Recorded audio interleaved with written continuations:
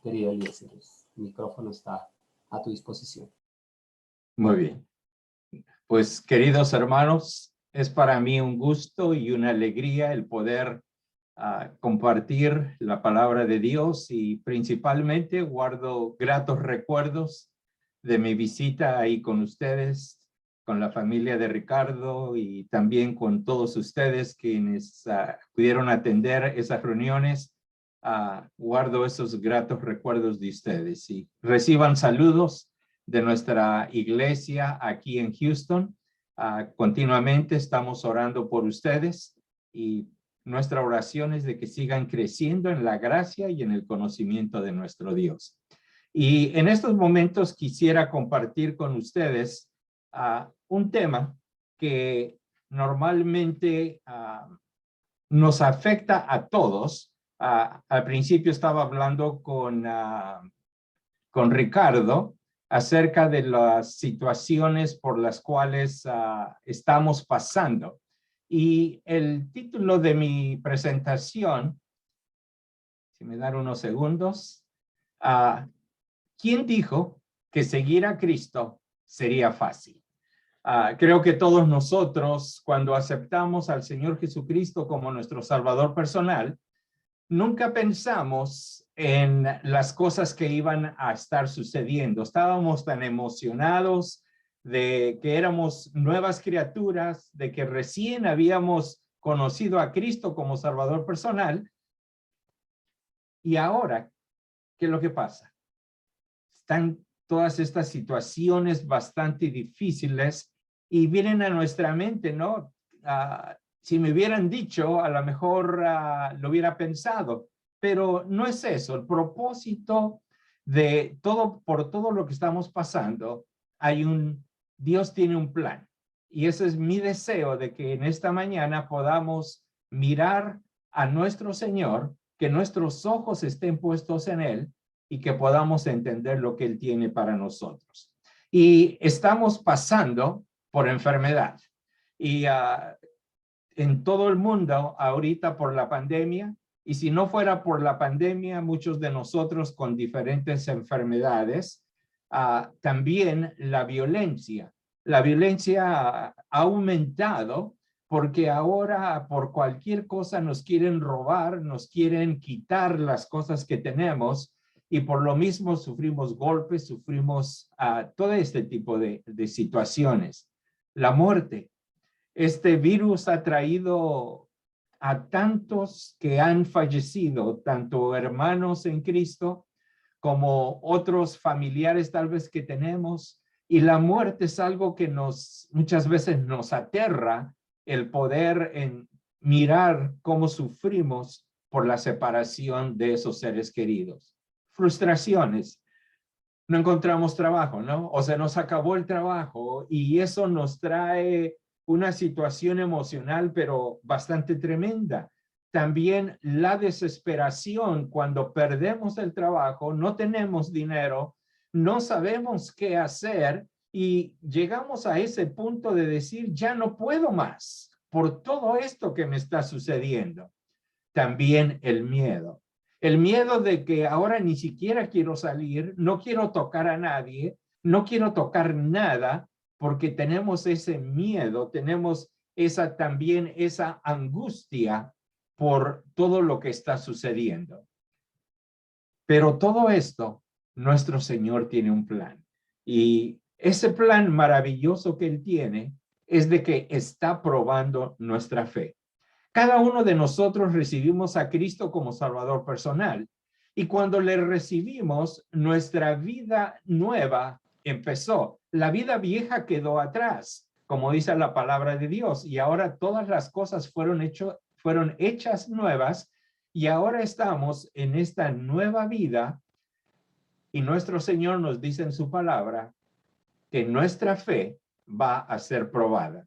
Y Santiago, el apóstol, en el capítulo 1 nos dice lo siguiente: amados hermanos, cuando tengan que enfrentar cualquier tipo de problemas, considérenlo como un tiempo para alegrarse mucho, porque ustedes saben que siempre que se pone a prueba la fe, la constancia tiene una oportunidad para desarrollarse. Y es interesante aquí escuchar las palabras de Santiago, porque él dice, cuando estén pasando por pruebas, que tengan gozo, que tengan ese sentimiento alegre por lo que está sucediendo. Y uno se empieza a rascar la cabeza, ¿no? Y decimos, bueno, ¿cómo voy a tener ese gozo si estoy sufriendo físicamente? Mi cuerpo está en enfermedad, no tengo trabajo, no tengo, y pudiéramos aumentar ahí una lista tremenda. Y ahora la Biblia me dice que tengo que tener alegría en todas estas cosas. El Señor Jesús les dijo a sus discípulos, porque los discípulos, cuando van caminando con el Señor, ellos le dicen, Señor, que queremos nosotros sentarnos uno a cada lado de ti. Y hasta se empiezan a pelear y después los otros, cuando se enteran, los demás discípulos se enojan, pero el Señor les dice, no saben lo que piden. ¿Acaso pueden beber de la copa amarga de sufrimiento que yo estoy a punto de beber? ¿Acaso pueden ser bautizados con el bautismo de sufrimiento con el cual yo tengo que ser bautizado? Y fíjense, ellos contestaron, claro que sí, contestaron ellos, podemos. Jesús les dijo, es cierto, beberán de mi copa amarga y serán bautizados con mi bautismo de sufrimiento. Y es interesante notar más adelante cómo Pedro también él después nos va a estar escribiendo y él nos dice en su palabra, en primera de Pedro 4:12 al 14, amados, no se sorprendan de las pruebas de fuego por las que están atravesando, como si algo extraño les sucediera.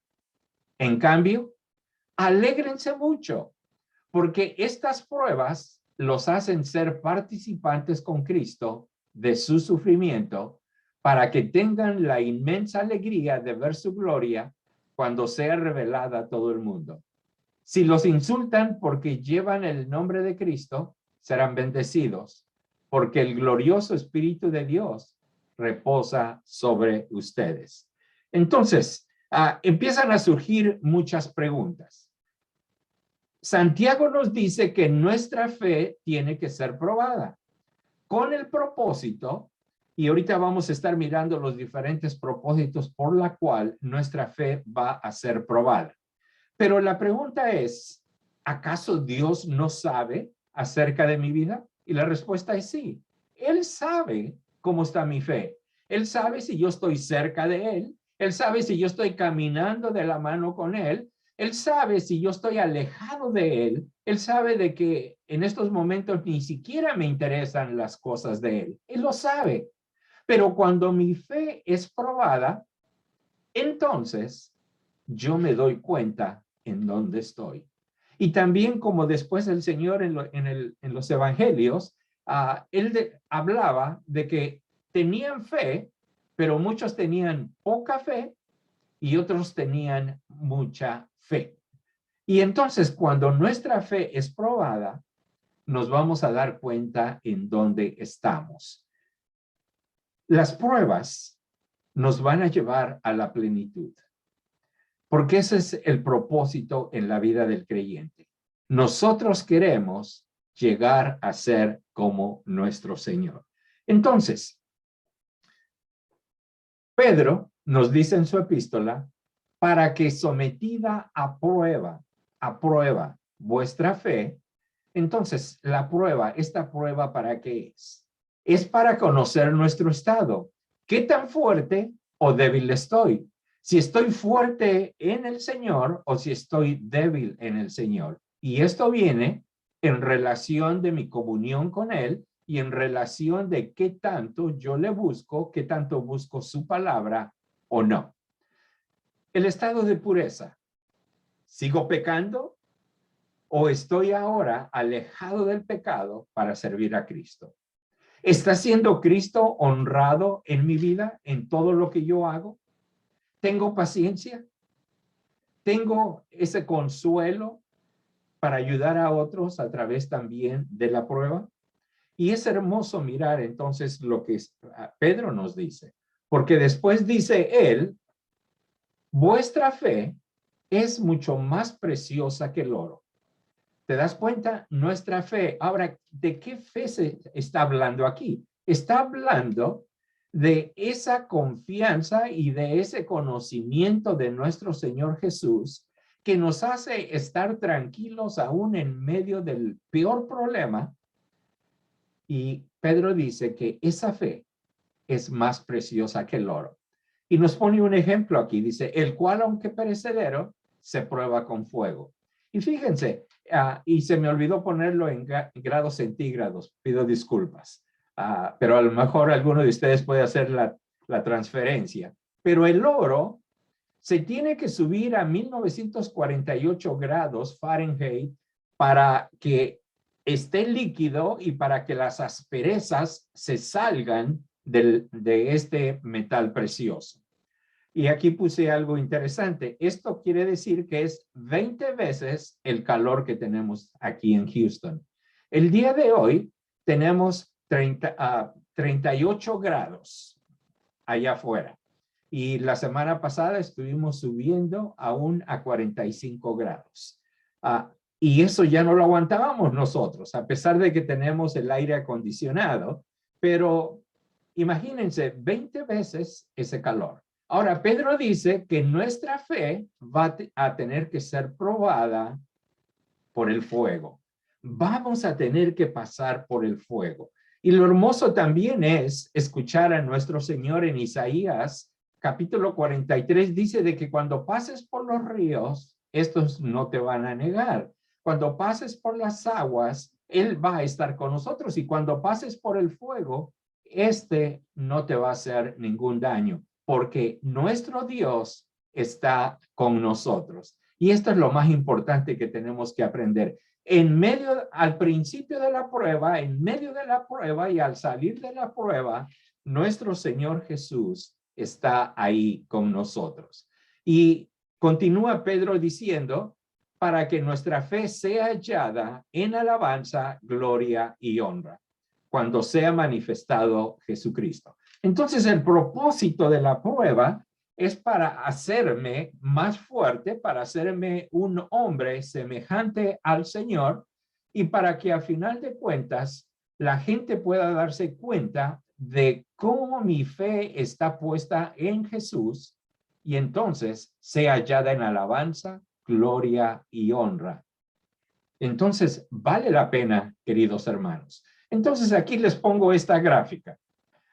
Cuando aceptamos a Cristo, la palabra de Dios nos dice que fuimos hechos nuevas criaturas. Hagan de cuenta un bebé.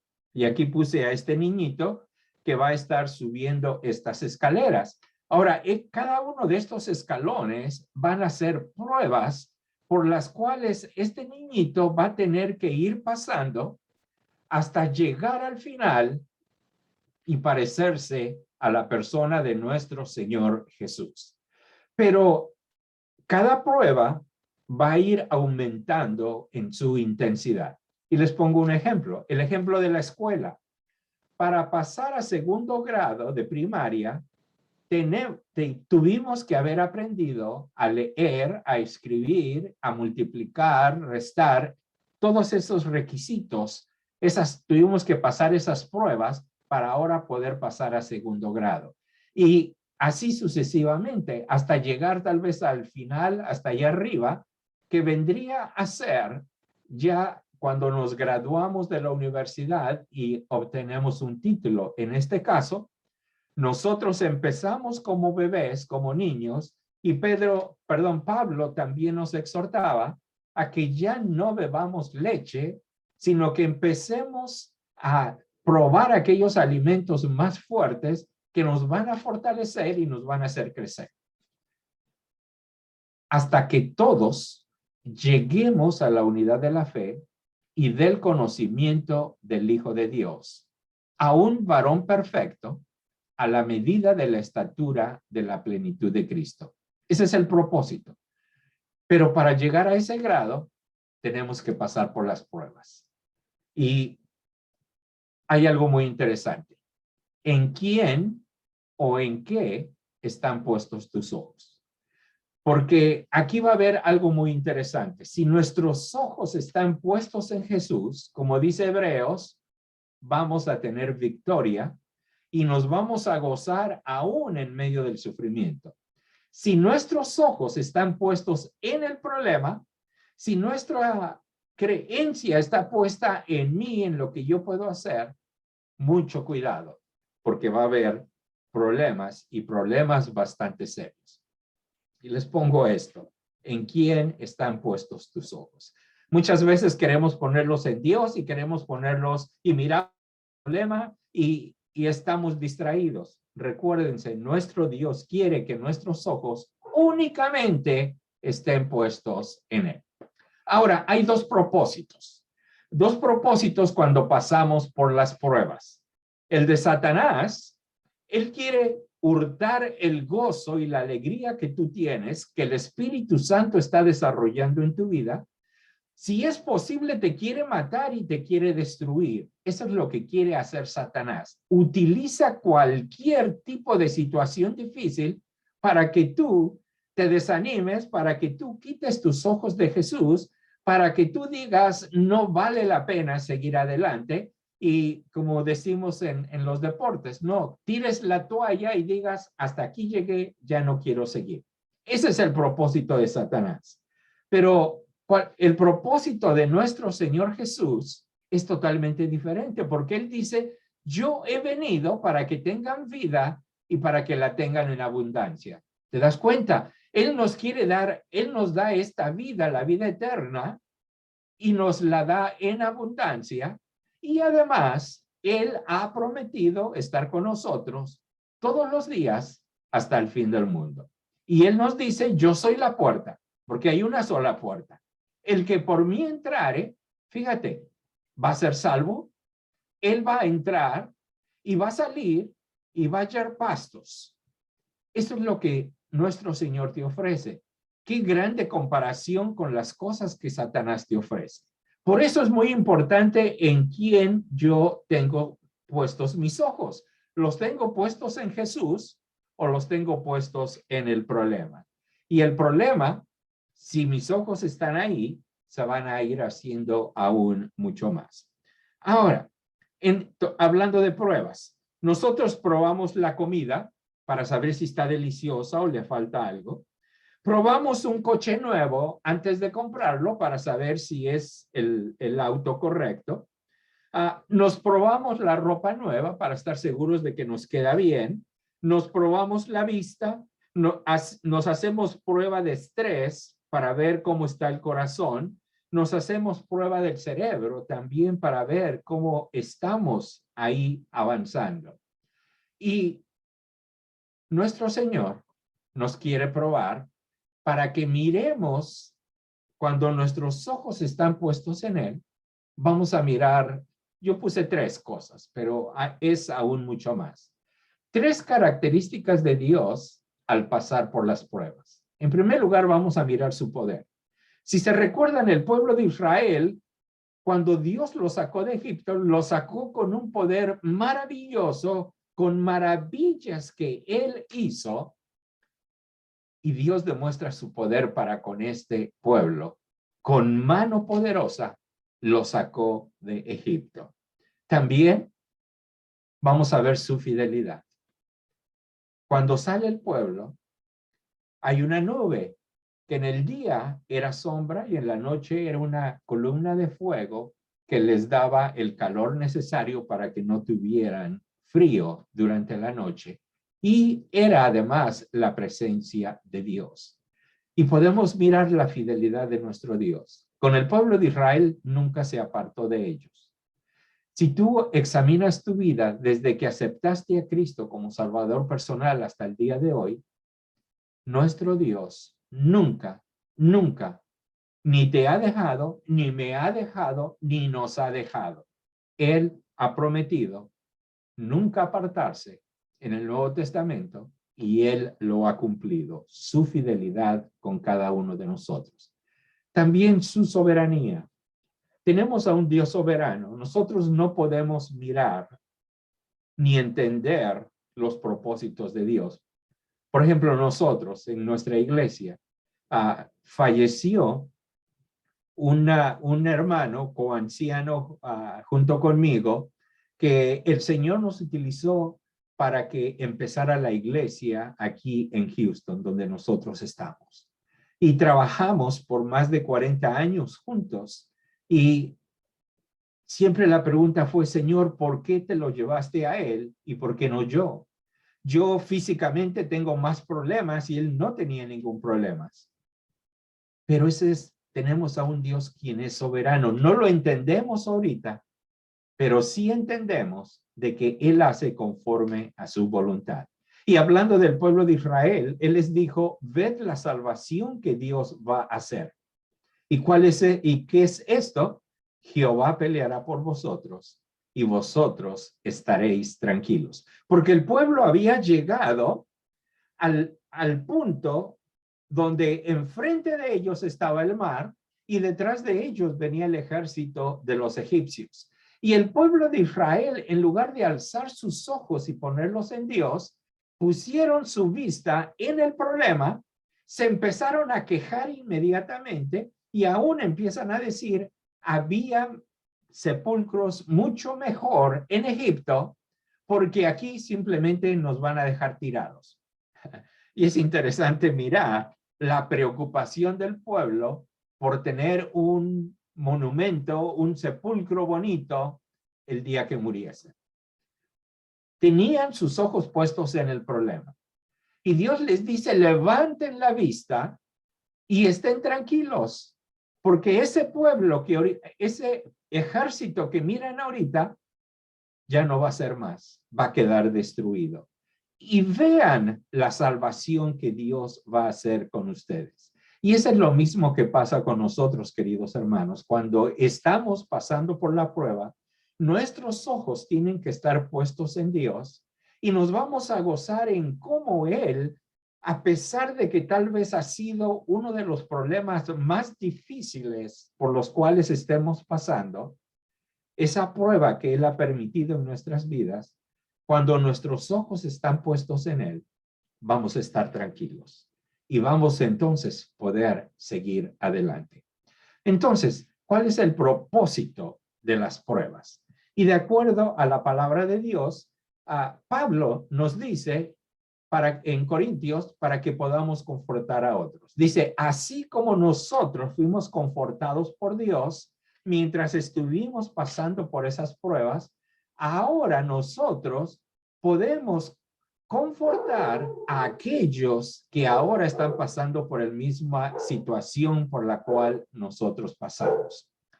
También Dios le decía, nuestro Señor le decía a Pedro, tú vas a ser zarandeado, vas a ser probado, pero una vez de que termines, confirma a tus hermanos. Regresa y confirma a tus hermanos para que ellos estén firmes también ahora al estar pasando por esas pruebas. Y Santiago, al final, como Pedro, ya lo miramos, es para que nuestra fe sea hallada en alabanza.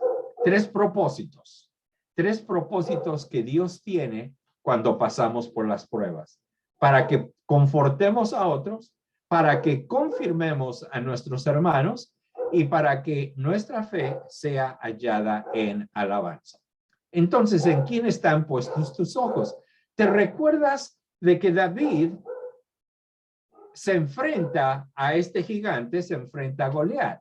Y uno diría, bueno, si David era pequeño, era un jovencito, si se enfrenta con uno de su tamaño, es mucho más fácil de que él pueda ganar. Pero ¿qué pasa si se tiene que enfrentar con uno más grande que él? Como en este caso, de que es un gigante. Uno diría, es imposible ganarle a esta persona. Cuando nuestros ojos están puestos en este hombre grande, decimos, es imposible, no se puede. Pero David, él dijo, no, mis ojos están puestos en Dios. Y ciertamente este es un gigante, ciertamente me pudiera ganar, pero mi Dios es mucho más fuerte y yo voy a poder vencer. Entonces, ¿en quién están puestos tus ojos?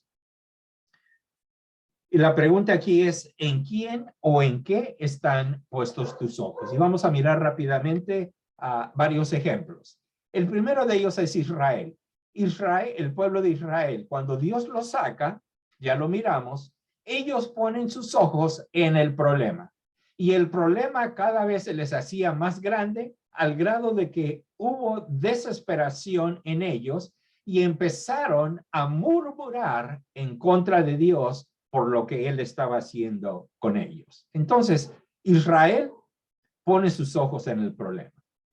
Josué, otro grande líder que encontramos en la palabra de Dios. Moisés ha muerto y ahora es la responsabilidad de José de conducir a este pueblo para que posean la tierra prometida.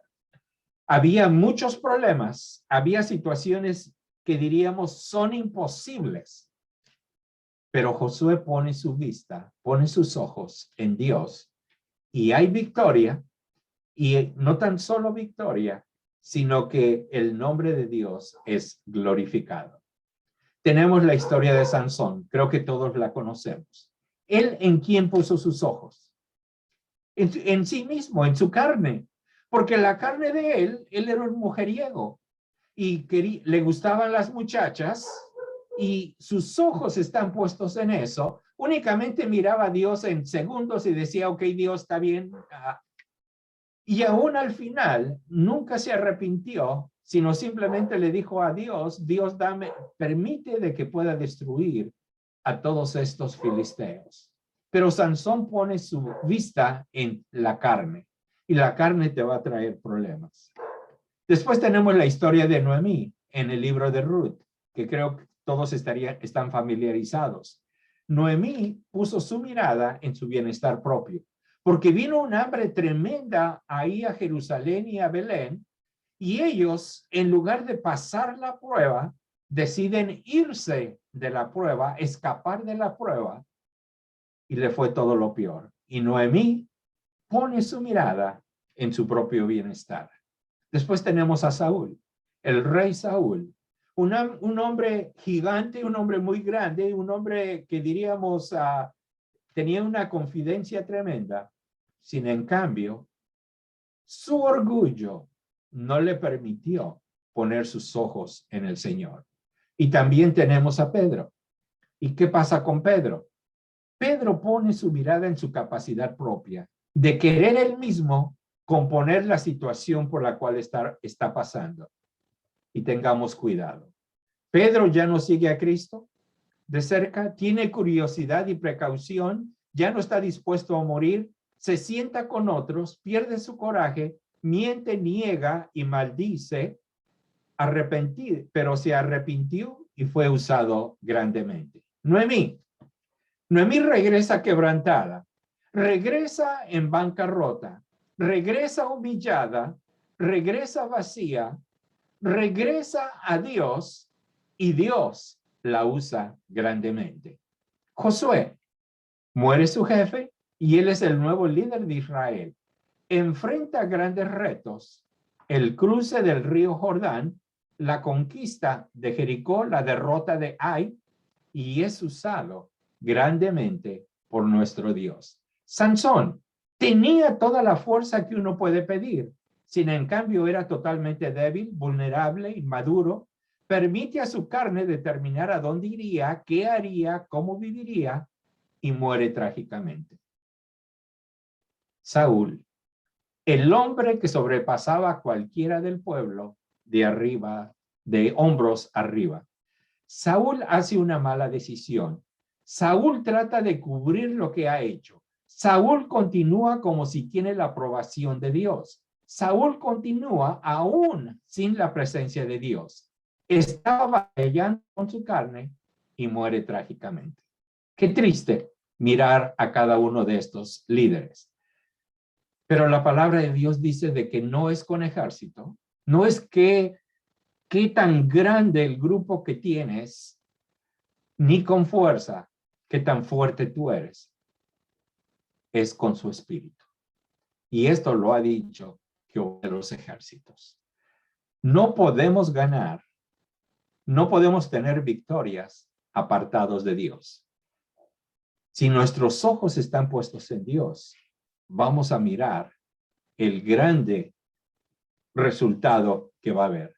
Y pudiéramos decir al final de la prueba, Sansón y Saúl salieron reprobados. Y aprobados Josué, Pedro y Noemí. Y si te fijas, ahí dejé un espacio arriba de los reprobados. ¿Acaso tú estarás ahí? Ojalá que no. Ojalá y de que tú estés dentro de los aprobados para que tú puedas gozarte en las maravillas que nuestro Dios quiere y desea de nosotros. La llave más grande y poderosa para triunfar es obediencia total a Dios. Y termino con esto. Hebreos 12, 1 y 2. Corramos con paciencia la carrera que tenemos por delante, puestos los ojos en Jesús, el autor y consumador de la fe. Queridos hermanos, que puedan ser bendecidos grandemente y que nuestro Señor pueda utilizarlos, alumbrando grandemente ahí en la zona donde los ha puesto, para que el nombre de nuestro Señor sea glorificado y muchos más lleguen a conocer a Jesucristo como Salvador. Muchas gracias, hermanos.